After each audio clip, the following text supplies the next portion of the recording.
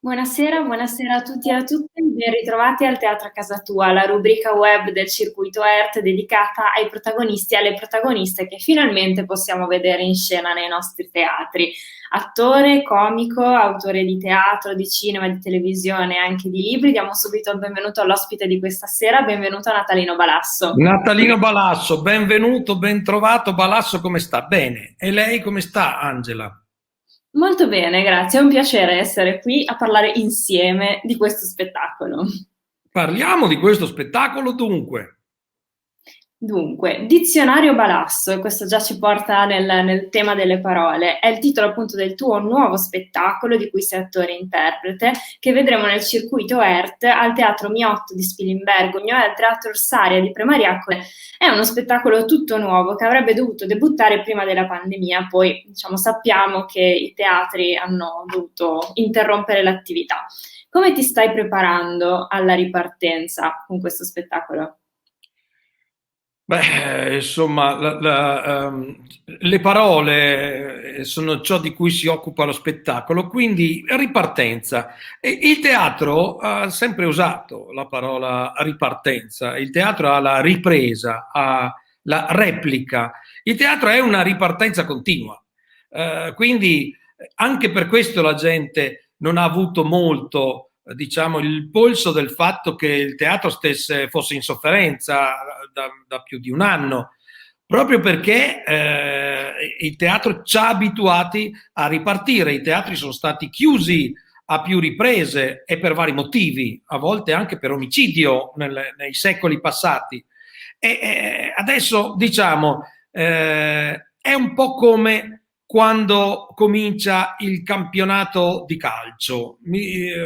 Scusatemi se faccio questo parallelo sportivo, forse molti di voi non seguono il calcio, però quando noi vediamo una partita non vediamo tutto quello che succede, c'è tutta una lunga preparazione, per cui la ripartenza significa che bisogna essere pronti, ma tenersi pronti. Ecco, e quindi il teatro si è tenuto allenato in tutti questi mesi e quindi siamo pronti a questi nuovi spettacoli con un pubblico adesso un po' ridotto perché non abbiamo ancora gli ingressi al 100% nei teatri e a questo proposito non so se non è cambiato l'orario, se sempre le 20:15 credo dell'inizio degli spettacoli. Ecco, importante per il pubblico che magari era abituato ad arrivare un po' all'ultimo, ma noi sappiamo che il pubblico del teatro è molto più attento di un pubblico comune e quindi sicuramente arriveranno per tempo, insomma, ci vuole un po' di pazienza adesso in questa ripartenza.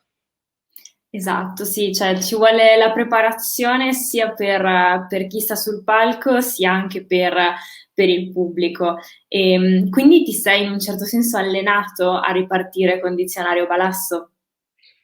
Beh sì, mi sono allenato. Intanto io mi sto allenando quotidianamente, cosa che gli attori di teatro fanno sempre, addirittura mettendo in video degli spezzoni dei miei allenamenti. Nella mia pagina Patreon si possono vedere delle prove aperte, diciamo così, che è l'unica cosa che si può far vedere, secondo me, del teatro in video, perché il teatro in video, lo sappiamo, perde di senso. Voi avete intitolato questa cosa il teatro a casa tua, ma non certo per dire che uno il teatro lo guarda seduto sul sofà. È chiaro che il teatro è nel teatro, se no non si chiamerebbe teatro, se no si chiamerebbe televisione o qualcos'altro.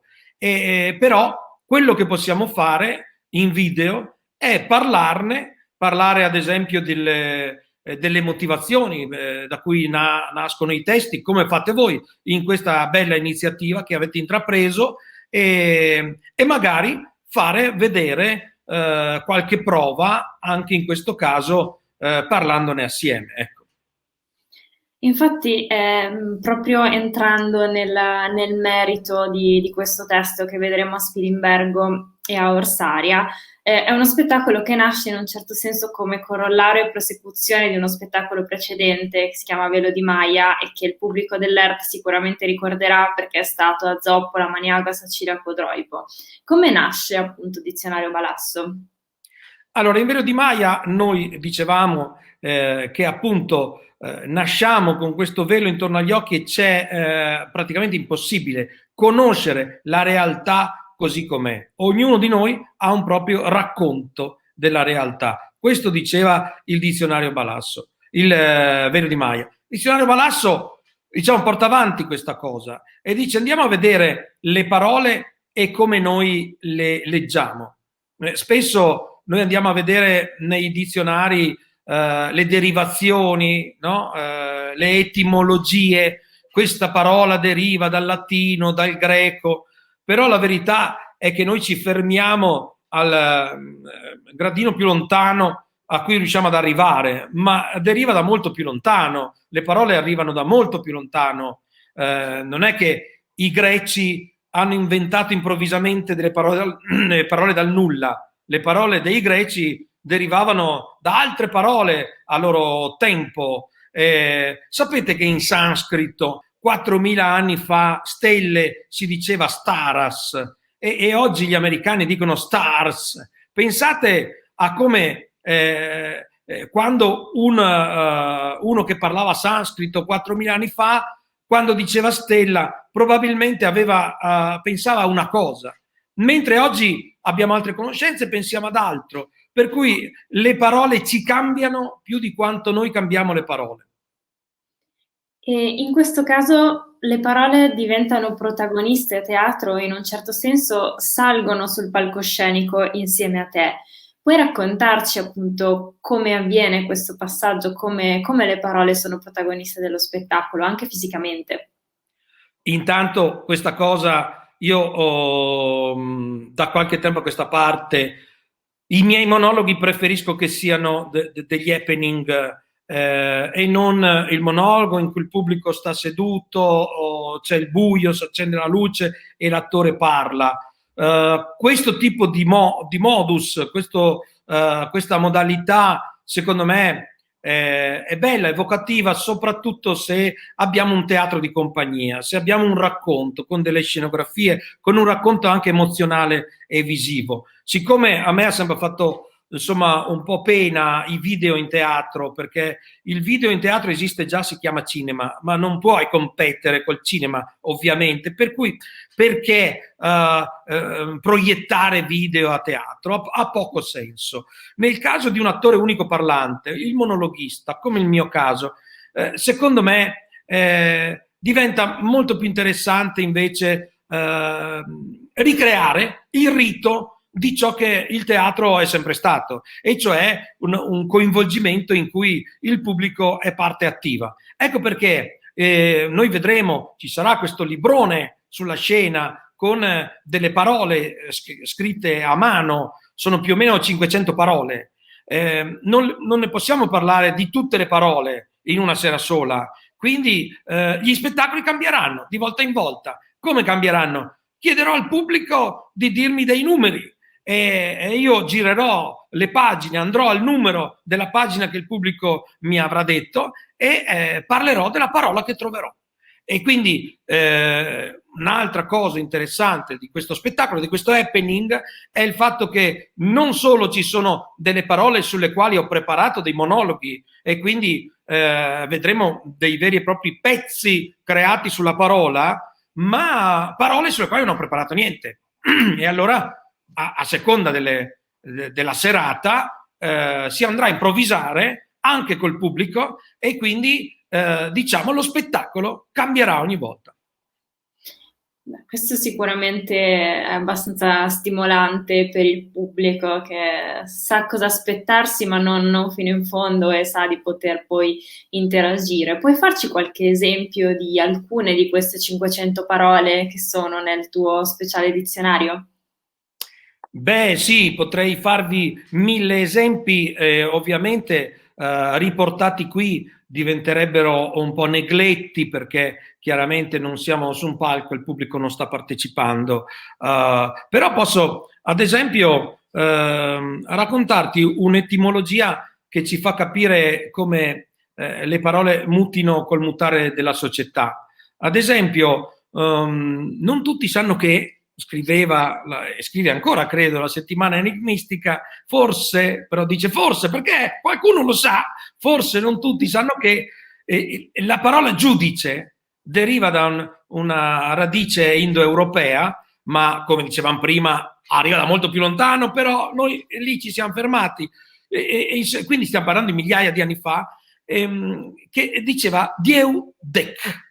Dieu dec ha dato origine alla parola giudice, e nella lingua indoeuropea Dieu ovviamente vuol dire il cielo. Noi abbiamo oggi la parola Dio, i greci avevano la parola Zeus, ma sempre deriva da quella parola là, che vuol dire cielo. Ecco perché indichiamo l'alto. E infatti da questo deriva la parola giudice, perché poi c'è la parola dic.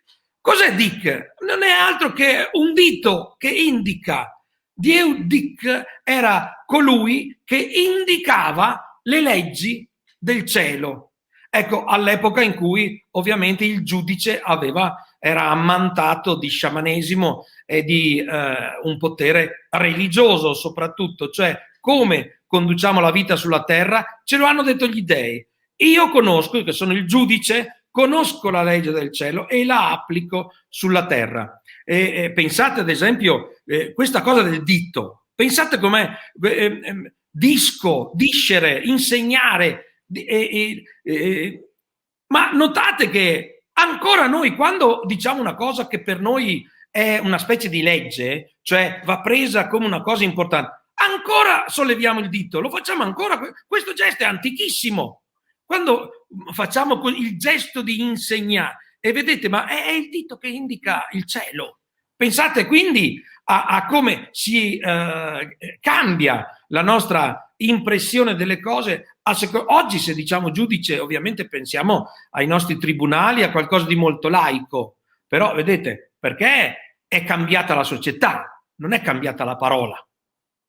Certo, e anzi probabilmente conoscere, indagare ed esplorare il significato delle parole aiuta a riconoscere e conoscere meglio quello che abbiamo attorno, e questo immagino sia un grosso stimolo poi, o che sarà un grosso stimolo per il pubblico. E a tal proposito appunto ci dicevi che cerchi sempre di più di creare un'interazione con chi è seduto in platea.